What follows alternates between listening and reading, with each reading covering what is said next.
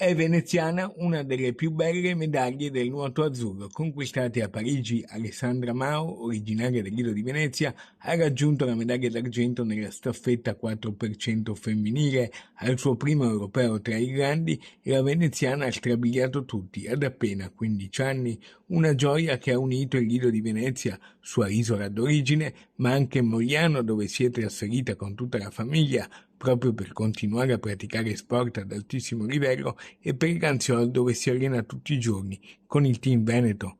Chi conosce bene Alessandria è sicuramente Luca Lucchetta, direttore tecnico della società sportiva Stile Libero e della piscina di Preganziol. Lui non è affatto stupito da questo successo e racconta. La medaglia è stata cercata fin dalla prima giornata, tanto che con l'evolversi delle gare è stata brava a mettere in secondo piano le proprie gare individuali per dare priorità a questa staffetta che aveva buone possibilità, ma non era scontata.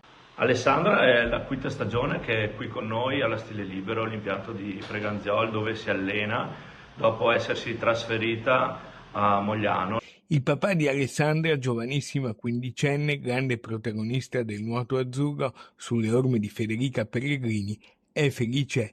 Leone Mao risponde al telefono molto gentilmente, ma spiega la scelta di famiglia di non rilasciare interviste nel tentativo di togliere pressioni sulla figlia, ancora giovanissima. Il nostro progetto ha come obiettivo creare un ambiente propedeutico alla crescita di ogni atleta. Mettiamo al centro la persona ed ogni atleta ha come obiettivo quello di curare e far crescere i propri talenti.